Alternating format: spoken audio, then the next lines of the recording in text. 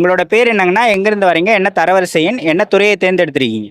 என்னோட பேர் வந்து நாகராஜன். நான் வந்து விருதுநகர் மாவட்டம் சிவகாசியிலேருந்து வரேன். என்னோட தரவரிசை எண் வந்து 945. செகண்ட் இயரில் ஃபர்ஸ்ட் ஸ்டாண்டர்ட் கவுன்சிலிங் வந்திருக்கேன். இதுக்கு முன்னாடி ஒரு 3 குரூப் 4 வந்திருந்தேன் ஆல்ரெடி. அது வந்து ஏற்கனவே ரொம்ப பாட்டில் இருந்தனால படிக்க முடியல. இது இப்போ 4வது குரூப் 4ல எனக்கு கிடச்சிருக்கு. என்ன துறையை எடுத்திருக்கீங்க? Agriculture department. என்ன படிச்சிருக்கீங்க சார்? நான் பிஎஸ்சி ஃபிசிக்ஸ் 2010 பாஸ் அவுட். எப்போ டிஎன்பிஎஸ்சி படிக்க ஆரம்பிச்சிங்க? 2019 ஃபஸ்ட்டு நான் டிஎன்பிஎஸ்சின்னு ப்ரிப்பேர் பண்ண ஆரம்பித்தேன் சார். ஃபஸ்ட்டு வந்து நானாக வீட்டில் இருக்கும்போது தமிழ் மட்டும் படித்து பார்த்துருந்தேன். 19ல் ஆரம்பித்தேன். ஆஃப்டர் கோவிட் கழிச்சு ஃபுல்லாகவே படிக்க ஆரம்பிச்சேன் சார். டைம் ஆஸ்பிரண்ட் வந்து படிக்கிறீங்களா? ஒர்க் போயிட்டே இல்லை சார், நான் மெடிக்கல் ட்ரப்பாக வேலை பார்த்துட்டு இருக்கேன். இப்போ வரைக்கும் வேலை பார்த்துட்டு தான் இருக்கேன். இன்ன வரைக்கும் தான் இருக்கேம்மா. வேலை பார்த்துட்டே தான் படித்தேன் ஃபுல்லாகவே வந்துட்டு. இப்போ நீங்கள் 2019 ஆரம்பிக்கும் போது தமிழுக்கு வந்து அட்டை டு அட்டை படிக்கணும் அப்படின்னு சொல்லுவாங்க. கடந்த சிலபஸில் பார்த்தீங்க அப்படின்னா நிறைய புரிஞ்சு படிக்கிற மாதிரி இருக்கும். சிலபஸே டோட்டலாக சேஞ்ச் ஆயிருக்கு. இலக்கணத்துக்கு நிறைய முக்கியத்துவம் கொடுத்து இருந்தது. ஸோ அதுலேருந்து எப்படி அடாப்ட் பண்ணி படிச்சீங்க? சார், நான் ஃபஸ்ட்டு பழைய புக்கு படிக்கும்போது பார்த்தீங்கன்னா அது வந்து சமச்சீர் புக்கு. அந்த தமிழ் வந்து பார்த்தீங்கன்னா ரொம்ப கொஞ்சம் நமக்கு ஈஸியாக இருக்கும். அட்டை டு அட்டை படிக்கிற மாதிரி இருக்கும். இப்போ வரைக்கும் அது அதுக்கடுத்து புது புக்கு மாறினப்பவும் நாங்கள் அட்டை டு அட்டை, அதாவது நான் ஏற்கனவே ஒரு 5 to 6 இயர்ஸ் ஆயிடுச்சதுனால அட்டை டு அட்டை தான் ஃபுல்லாகவே படிச்சிருந்தோம். இப்போ லாஸ்ட் குரூப் 4லாம் பார்த்தீங்கன்னா நான் தமிழில் வந்து 94 போட்டிருந்தேன். இந்த டைம் தான் குரூப் 4 வந்து இருக்கிறதே யாருமே அன்எக்ஸ்பெக்ட் பண்ணாத கொஸ்டின் வந்துட்டு கொஞ்சம் தமிழ்லேயும் கொஞ்சம் வித்தியாசமான கொஸ்டின்ஸ் வந்து நிறையா வந்துட்டு இந்த மாதிரி இது பண்ணியிருந்தாங்க. ஸோ இதுக்கு அடாப்ட் ஆகுறதுக்கு ஒரே வந்து இலக்கணம் தான் எனக்கு தெரிஞ்சு மெயினாக. பட் நான் என்னைய கேட்டேன்னா தமிழோட ஜிஎஸ் படிக்கிறது பெட்டர் ஆப்ஷன் நான் சொல்லுவேன். நீங்கள் தமிழுக்கு ஏதாவது வெளி புத்தகங்கள் படிச்சீங்களா சார்? சார், நான் வெளி புத்தகன்றது மேக்ஸிமம் படிக்கல சார். நான் இந்த டைம் வந்து ஏன்னா தமிழ் எப்பயுமே அந்த கான்ஃபிடென்ட் 94 95 எடுக்கிறனால அதே கான்ஃபிடென்ட்டில் வந்து இந்த வட்டமும் பண்ணிடலான்றனால எப்பயுமே புக் அட்டை டு அட்டை தான் படிச்சுட்டு இருந்தேன். அதில் இருக்கிற இலக்கணத்தை மட்டும் கொஞ்சம் நல்லா தரவு பண்ணிக்கிட்டு இருந்தோம். வெளி புக் சோர்ஸ் வந்து 1 2 புக்கு மட்டும் கொஞ்சம் ப்ரிப்பேர் பண்ணியிருந்தேன். மற்ற எந்த புக்கும் ப்ரிப்பேர் பண்ணல சார். எவ்வளோ போட்டீங்க இந்த வாட்டி? இப்போ இந்த வட்டம் வந்து நான் 71 தான் சார் போட்டிருந்தேன் தமிழ் ஒன்று. எனக்கு ஜிஎஸ் வந்து நான் 78 போட்டிருந்தேன். ஆமாம், அவுட் ஆஃப் 100. இப்போ மேக்ஸ் எந்த மாதிரி நீங்கள் ப்ரிப்பேர் பண்ணீங்க அப்படின்றத சொல்லுங்கள் சார். சார், மேக்ஸ் வந்துட்டு நான் மேக்ஸிமம் வந்து பண்ணும்போது ஃபுல்லாகவே வந்துட்டு ஸ்கூல் புக்கு தான் பண்ணிகிட்டு இருந்தேன். ஃபுல்லாகவே வந்துட்டு 2024 குரூப் 4 பண்ணும்போது வந்துட்டு எனக்கு வந்து ஆர்எஸ் அகர்வால் மேலே ஒரு, ஏன்னா இவங்க கொஸ்டின் பேட்டர்லாம் பார்த்தீங்கன்னா ஆர்எஸ் அகர்வால் புக்கில் சைட்லாம் இருந்ததுனால பர்டிகுலர் அந்த சிலபஸில் இருக்கிற டாப்பிக்கில் மட்டும் இருந்து ஆர்எஸ் அகர்வால் புக்கு மட்டும் எடுத்து செஞ்சுட்டு இருந்தேன் சார். அவ்வளோதான், மேக்ஸிமம் வேறு எதுவும் பார்க்குறது இல்லை. இப்போ நீங்கள் வேலை பார்த்துக்கிட்டே படிக்கிறோம் அப்படின்னா எப்படி உங்களுக்கு நேர மேலாண்மை பண்ணீங்க? எப்படி நேரத்தை உருவாக்கிக்கிட்டீங்க படிக்கிறதுக்கு? சார், நான் வேலை பார்த்தது இப்போ மார்க்கெட்டிங்கில் தான் வேலை பார்க்குறேன். மெடிக்கல் மார்க்கெட்டிங்கில் தான் வேலை பார்த்துட்டு இருக்கேன் இன்ன வரைக்கும். காலையில் நான் மேக்ஸிமம் ஒரு 4:30 அந்த மாதிரி வந்து படிக்க ஆரம்பிச்சிருவேன் வந்துட்டு.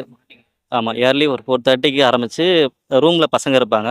அவங்கள 4:30க்கு ஸ்டார்ட் பண்ணிவிட்டு ஒரு 8:30 வரை 8:30 9 வரைக்கும் படிப்பேன். அதுக்கடுத்துட்டு என்னோடய ஒர்க்கை ப்ரொசீட் பண்ண ஆரம்பிச்சிருவேன். ஒர்க்கிங்கில் இருக்கிற டைமில் செல்லே படிக்கிறது, ஹெட்ஃபோனில் இது மாதிரி கேட்குறது, இந்த மாதிரி டைமில் வந்து ரிவிஷன் மட்டும் அந்த மாதிரி டைம் ஓடும். அப்புறம் மேக்ஸிமம் மார்க்கெட்டிங்கிறதுனால என்னோட ஒர்க்கை வேகமாக முடிச்சுட்டு ஒரு 6 6:30க்கு மறுபடியும் உட்கார ஆரம்பிச்சிருவேன். 6:30க்கு உட்காந்தேன்னா ஒரு 9:30 வரைக்கும் நான் வந்து படிப்பேன் சார். இதுதான் உங்களோட டெய்லி ரொட்டீன் அப்படியே இருந்திருக்கும். இதான் என்னோட டெய்லி ரொட்டீனுமே தான் சார். அது போக வந்துட்டு பிள்ளைங்களும் இருக்காங்க. என்னோட திருமணமானவர் 2 பெண் குழந்தைகள் இருக்குது சார். உங்கள் குடும்பத்துலலாம் சப்போர்ட் பண்ணாங்களா மனைவி படிக்கிறதுக்கெலாம்? அதாவது என்னோடய ஒய்ஃப் தான் ஃபஸ்ட்டு பேக் போன் சொல்லணும்னு நான் நினைக்கிறேன். ஏன்னா நான் படிக்க ஆரம்பிச்சதுலேருந்து என்னோடய மார்க்கெட்டிங்கில் அவங்க வந்து என்னோடய ஃபீல்டில் எவ்வளோ கஷ்டத்தை பார்த்துருப்பாங்கன்னு அவங்களுக்கு தெரியும். நீங்கள் படிங்க, வர்றது வரட்டும், வாட் எவர் எல்ஸ் என்னதுனாலும் பரவாயில்ல அப்படின்னு சொல்லிட்டு மாதிரி விட்டுட்டாங்க. அதனால் ஒய்ஃப் வந்துட்டு பிள்ளைங்களை நல்லா பார்த்துப்பா. அப்படிங்கும்போது எனக்கு வந்துட்டு அதோட பேர்டன் வந்து ஃபேமிலி பேர்டன்றது கொஞ்சம் குறைஞ்சிருச்சு. அவங்களே ஃபுல்லாகவே பார்த்துக்கிட்டாங்க என் ஒய்ஃப் வந்துட்டு. முழு காரணம்னு சொன்னேன்னா நமக்கு தெரியாது. அதாவது மனைவி நமக்கு டைரெக்டாக சப்போர்ட் பண்ணுற மாதிரியே தெரியாது. பட் ஆனால் அவங்க இல்லாமல் இந்த சக்ஸஸ் வந்து இருக்காது. இப்போ ஃபினான்ஷியலாக நீங்கள் தான் உங்கள் ஃபேமிலியை பார்த்துக்கணும் இல்லையா? அப்படி இருக்கும்போது உங்களுக்கு நிறைய ஒர்க், இந்த வேலை செய்கிறது இல்லாமல் ஃபினான்ஷியலாக வீட்டை பார்க்குறதே அதுவே நிறைய மண்டைக்குள்ளே ஓடிக்கிட்டே இருக்கும். அடுத்த மாதம் இது கட்டணும், இது கட்டணும், இந்த விசேஷத்துக்கு போனோம், இங்கே இது பண்ணணும் அப்படின்ட்டு ஓடிக்கிட்டே இருக்கும். அதையெல்லாம் தாண்டி எப்படி படிக்கிறதுக்கு உக்காந்தீங்க? எப்படி படிக்க முடிஞ்சது உங்களால்? அது நம்ம ஒர்க் ப்ரெஷர்ன்றது அந்த டைமில் வந்து பார்த்திங்கன்னா எனக்கு இந்த ஃபீல்டை வந்து ஒர்க்கோட, அதாவது மந்த் எண்டு பார்த்திங்கன்னா அந்த டார்கெட்டோட ப்ரெஷர் வந்து ரொம்ப ஹெவியாக இருக்கும். அந்த டைமில் வந்து எப்படா படிக்க முடியும்னு இருக்கும். பட் ஆனால் வந்துட்டு நான் கம்பைண்டாக இருப்போம். ரூமில் பசங்க இருப்பாங்க எனக்கு வந்துட்டு. ஏன்னா அவங்க வந்து எல்லாருமே யங்ஸ்டராக இருப்பாங்க. ஒரு 27 28 இந்த மாதிரி இருப்பாங்க. எனக்கு வந்து அவங்களெல்லாம் பார்க்கும்போது வந்துட்டு ஒரு பூஸ்டப்பாக இருக்கும். சரி, இவங்கள பார்க்கும்போது நம்ம படிக்கலாம் அந்த டாட் வந்து. நாங்கள் ஒரு 3 பேர் படித்தோம் ஃபஸ்ட்டு வந்துட்டு. ரூம் எடுத்து தனியாக படிச்சுட்டு இருந்தோம். முடிஞ்சோடனே அந்த ரூமுக்கு போயிட்டு படிச்சுட்டு இருந்தோம். அதுக்கடுத்து அதில் லாஸ்ட்டு ஒரு பையன் வந்து 2022 குரூப் 4லேயே பாஸ் பண்ணிட்டான். அதுக்கடுத்து நான் இன்னொரு பையன் படிக்கல. நான் ஒருத்தன் மட்டும் தான் படிச்சுட்டு இருந்தேன். அப்புறமா ரூமில் அதாவது ஒரு டீம் ஒர்க்காக இருக்கும்போது வந்துட்டு இது கொஞ்சம் ஈஸியாக இருக்கும்னு நான் நினைக்கிறேன் சார். இப்போ இந்த படிக்க வந்த அப்புறமா இந்த ஒரு 6, 7 ஆண்டுகள்ல உங்க மனைவியோட இதனால ஒரு மிஸ் அண்டர்ஸ்டாண்டிங்கோ, ஒரு சண்டையோ அந்த மாதிரிலாம் வந்திருக்கா? இல்ல அது ஸ்மூத்தா தான் இருந்ததா உங்க லைஃப்? சார் அது எல்லார் வீட்லேயும் வர்றதான் சார். நம்ம ஏன்னா 2 பக்கமும் பேலன்ஸ் பண்ண வேண்டியிருந்தது எனக்கு. எனக்கு அதுதான் ரொம்ப கஷ்டமா இருந்தது. குடும்பத்தையும் பேலன்ஸ் பண்ண வேண்டியிருந்தது, ஒர்க்கை பேலன்ஸ் பண்ண வேண்டியிருந்தது. ப்ளஸ் வந்து குழந்தைகளுக்கும் டைம் வந்து பார்க்க வேண்டியிருந்தது. இது வந்து எனக்கு ஒரு பெரிய ஒரு சேலஞ்சிங்காக இருந்தது. பட் என்னோட அந்த டைமிங் வந்து கொஞ்சம் நான் எக்ஸ்பீரியன்ஸ் ஆகிட்டேன்.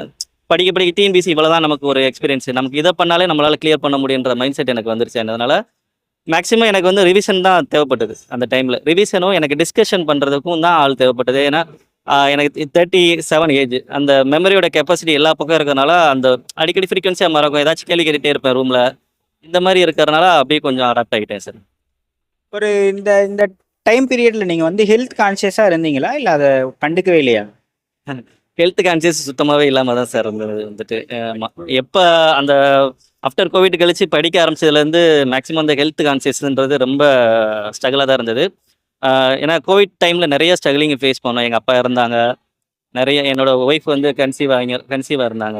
இந்த மாதிரி நிறையா டைம் இது இருந்ததுனால ரொம்ப ஸ்ட்ரகிளாக இருந்தேன். பட் அதுக்கெல்லாம் பேலன்ஸ் ஆகி வர்றதுக்கு வந்து ஒரு செட் ஆஃப் பீப்புள் எனக்கு வந்துட்டு ரூமில் இருந்தது ஒரு ரீசன் சார். அது ஒன்று.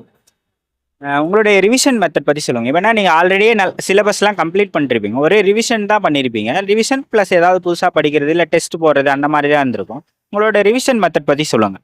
சார் ரிவிஷன் வந்து நான் அதான் மேக்ஸிமம் வந்துட்டு காலையில் நான் வந்து புக்கு தமிழ் படிப்பேன் சார். எப்பயுமே யூஸ்வலாக வந்து தமிழ் காலைல படிச்சுட்டே இருப்பேன். போகும்போது வந்து ஜிஎஸ்ஸை வந்து ஹெட்ஃபோனில் நான் ஏன்னா மேக்ஸிமம் மார்க்கெட்டிங்கிறதுனால ஃபுல்லாகவே ட்ராவலில் தான் இருப்பேன் நான் வந்துட்டு. அந்த டைமில் வந்துட்டு ஹெட்ஃபோனில் ஏதாச்சும் போட்டு கேட்டுகிட்டே இருக்கிறது. ஏற்கனவே காலைல படித்த படங்களை வந்து ஹெட்ஃபோனில் ரிவிஷன் பண்ணுறது. இப்படியே தான் சார் எனக்கு வந்து ரிவிஷன் போயிடுச்சு. ப்ளஸ் வந்து நான் மெயினாக சொல்லணும்னா நான் படித்தது எல்லாமே சங்கரன் கோயிலில் தான் படித்தேன் ஃபுல்லாகவே வந்து. அங்கே பார்த்தீங்கன்னா எல்லா ஸ்டாஃப்மே வந்துட்டு எனக்கு ரொம்ப ஒரு உறுதுணையாகவே இருந்தாங்க. பர்டிகுலராக எனக்கு சிவா சார்னு இருக்காங்க, ரொம்ப க்ளோஸ். அவங்க எங்கள் ஊர் தான். ஒவ்வொரு டைம்லையும் நான் வந்து அன்பேலன்ஸ்டாக இருக்கும்போது வந்து அவங்க ரொம்ப வந்து ஹெல்ப்ஃபுல்லாகவே இருந்தாங்க எனக்கு. எல்லாருக்குமே செல்ஃப் டவுன் ஆகும். உங்களுக்கு செல்ஃப் டவுன் ஆனா நீங்க எப்படி மோட்டிவேட் பண்ணிப்பீங்க சார்? சார் செல்ஃப் மோட்டிவேஷன் வந்துட்டு அது மேக்ஸிமம் என்ன சொல்கிறேன்னா ஃபேமிலி தான் சார் செல்ஃப் மோட்டிவேஷன் நான் சொல்லணும்னு நான் நினைக்கிறேன். பட் எவ்ரி டைம் ஆனால் அது வந்து ஃபேமிலியில் இருக்கிறவங்களுக்கு வந்து அதை அண்டர்ஸ்டாண்ட் பண்ணுறது கொஞ்சம் கஷ்டமாக இருக்கும். பட் நம்ம எல்லாமே ஓடுறது எல்லாமே யாருக்காண்டி ஃபேமிலிக்காண்டி தான் அப்படின்றபோது ஒவ்வொரு டைம் போயிட்டு வர அந்த ஸ்ட்ரகிள்ஸ் எல்லாமே இருக்கும். ஏதாச்சும் வீடியோ கேட்க மெயினாக வந்து என் கூட இருக்கிறவங்க ஆல்ரெடி நிறைய பேர் கவர்மெண்ட் ஜாப்பில் இருக்காங்களா, அவங்க எல்லாருமே சொல்லுவாங்க, அதாவது இன்னைக்கு போஸ்டிங் நீங்கள் எடுக்க முடியலனாலும் இன்னொரு போஸ்ட் நல்லா எடுத்துடலாம் என்னைக்குனாலும் ஒரு நாள் அப்படின்ற கான்ஃபிடென்ட் எனக்கு வந்து அவங்க கொடுத்துக்கிட்டே இருந்தாங்க பின்னாடி வந்துட்டு. வீக்லி சாட்டர்டே சண்டே கிளாஸ் போயிட்டே இருப்பேன். அங்கே போது டெஸ்ட் எழுதி முடிச்சு வரும்போது நம்ம ஃபஸ்ட் மார்க் வரணுன்றதை எடுப்பேன். அந்த ஃபஸ்ட் மார்க் வரலன்னா அதுக்கடுத்து நான் வேகமாக பண்ணணும் அப்படின்ற ஒரு மோட்டிவேஷன் வந்து நம்மளோட அதிகமாக படிக்கிறாங்க அப்படிங்கும்போது நமக்கு அவங்களுக்கு போட்டியை நம்ம அதிகமாக படிக்கணுன்ற ஒரு எண்ணம் வரும். எக்ஸாம் ஹாலில் என்னென்ன மிஸ்டேக்ஸ் பண்ணக்கூடாதுன்னு சொல்லுங்க. சரி, எக்ஸாம் ஹாலில் வந்து என்னோட ஏஜுக்கு வந்து நான் என்னோட ஏஜ்னால அப்படி இருக்கான்னு தெரியல. நான் எவ்ரி டைம் வந்து ஆக்சுவலி நான் எடுத்தேன்னா 2022 நான் வேலைக்கு போயிருப்பேன். ஏன்னா 2022 165 கொஸ்டின் நான் பண்ணியிருந்தேன். அப்போ வெறும் ஜேஏ மட்டும்தான் என்கிட்ட இருந்தது. டைப் ரைட்டிங் எதுவுமே எனக்கு கிடையாது. அப்போ வந்து பார்த்தீங்கன்னா ஒரு நல்லா தெரிஞ்ச கொஸ்டின் ஒரு 4 கொஸ்டினை வந்து நான் கேர்லெஸ் பண்ணிட்டேன். இல்லைனா அந்த டைம்லேயே நாங்கள் வந்துட்டு நான் வேலைக்கு போயிருப்பேன் வந்துட்டு. ஏன்னா அந்த டைமில் 168 வரைக்கும் கட் ஆஃப் இருந்தது. அப்படிங்கும்போது கேர்லெஸ்ன்றது அவாய்ட் பண்ணுறதுக்கு எவ்வளோ ட்ரை பண்ணுவோம். பட் ஏதாச்சும் 1-2 இந்த டைமுமே ஒரு 3 கொஸ்டின் வந்து கேர்லெஸ் பண்ணிட்டேன். இல்லைனா கூட இன்னும் முன்னாடி வந்திருக்கலாம் ரேங்க் வந்து. சார் இந்த கொஸ்டின் வந்து டஃப் சார். இந்த டைம் வந்துட்டு ஏன்னா தமிழ் யாருமே எதிர்பார்க்கல.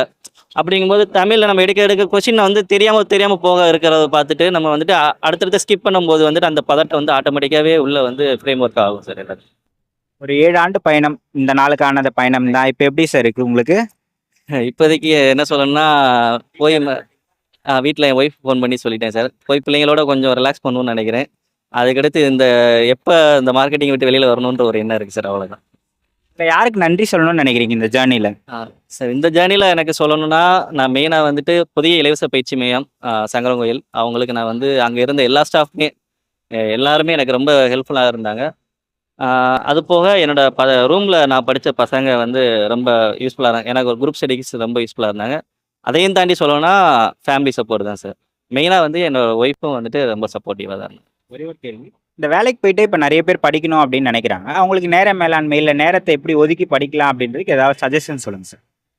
சார் நேர மேலாண்மை வந்துட்டு நமக்கு அதாவது ஒருத்தவங்க ஒர்க்கில் இருப்பாங்க சார், பேச்சுலராஸும் இருப்பாங்க. பேச்சுலர்ஸ் வந்துட்டு அவங்க ஒர்க் பண்ணலன்னா ஃபுல் டைம் எனக்கு தெரிஞ்சுட்டு அவங்க வந்து ப்ரிப்பேர் பண்ணுறது.